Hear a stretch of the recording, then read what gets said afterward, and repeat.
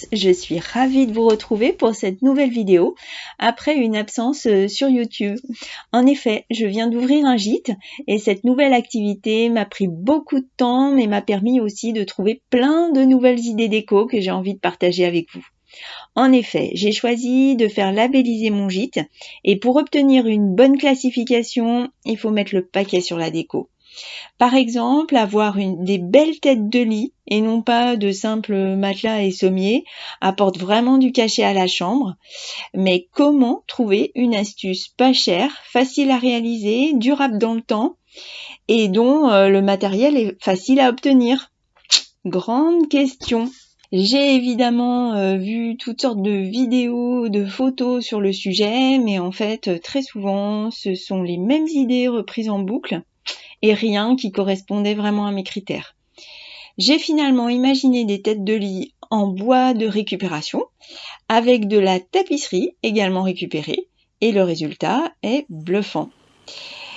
Je vous montre deux exemples avec cette méthode. Un lit de 90 et un lit de 180 de large. Tout d'abord, il vous faut pour chaque tête de lit 2 tasseaux en bois. Un peu épais parce que ce seront les pieds de la tête de lit. Il vous faut aussi une grande planche. Dans mon cas, pour le grand lit, il s'agit d'une porte de placard, d'une ancienne porte de placard. Et pour le lit de 90, vraiment une très vieille planche récupérée. Mais une fois bien poncée, bien retapée, repeinte, c'est ni vu ni connu. J'ai choisi de biseauter mes tasseaux pour que le haut en fait soit un petit peu plus sympa.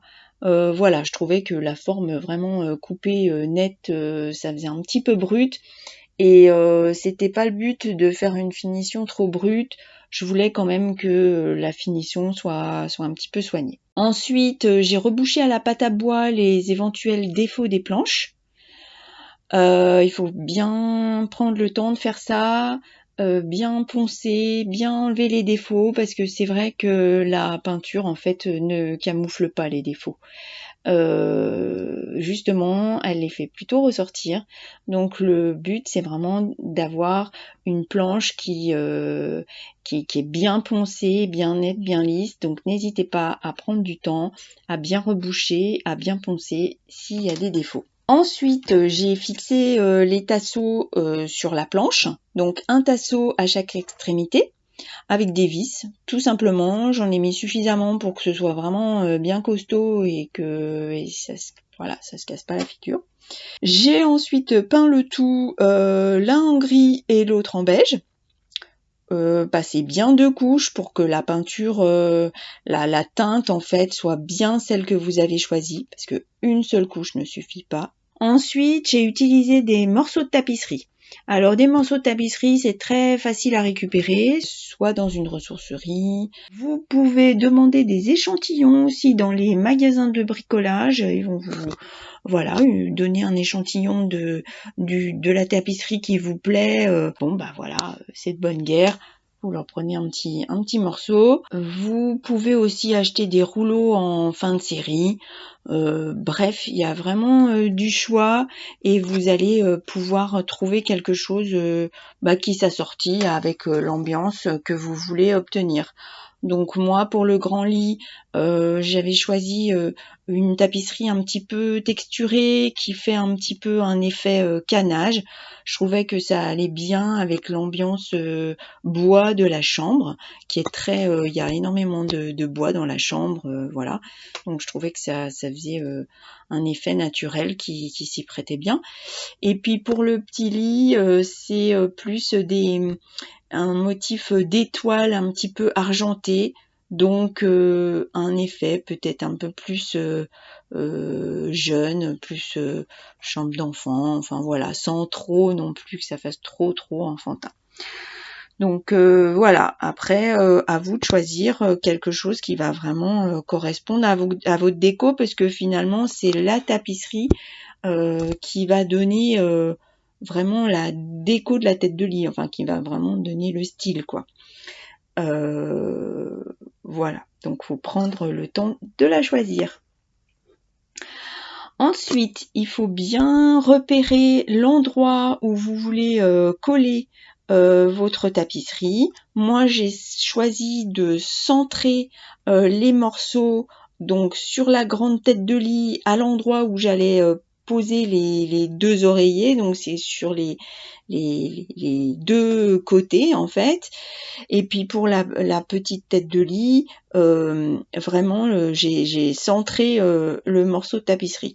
Mais après, c'est vrai que j'aurais pu poser aussi, j'aurais eu un morceau plus grand, j'aurais pu carrément poser mon morceau dans l'autre sens.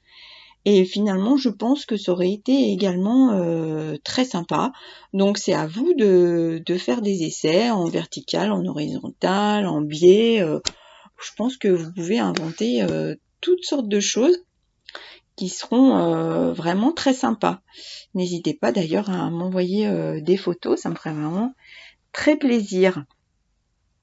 Donc prenez bien vos repères, vos mesures, parce que quand vous aurez encollé votre tête de lit, et que vous allez poser votre tapisserie, ça sera pas le moment de décaler d'1 centimètre ou 2 parce que il va falloir bien lisser, chasser les bulles d'air, faire une finition bien soignée. C'est un petit peu le moment crucial pour que votre tête de lit soit réussie. Donc il faut vraiment s'appliquer et prendre ces mesures auparavant. Donc quand les mesures sont prêtes, vous en collez avec de la colle vinylique blanche, tout simplement. Vous fatiguez pas à refaire de la colle à tapisserie. La colle vinylique blanche en pot fonctionne très très bien. Et puis donc ma foi, vous posez la tapisserie sur la tête de lit à l'endroit choisi. Et là, il faut bien lisser, chasser les bulles d'air, vraiment bien lisser pour obtenir une finition vraiment impeccable. Voilà, et votre tête de lit est prête. Et elle est sans doute magnifique. En tout cas, moi j'ai été très contente du résultat. Donc c'est pour ça que j'avais envie de partager ça avec vous. J'espère que cette idée vous plaît et puis n'hésitez pas à me demander des précisions en laissant un commentaire par exemple et n'oubliez pas de vous abonner à la chaîne du cœur à l'ouvrage. À très bientôt pour de nouvelles vidéos.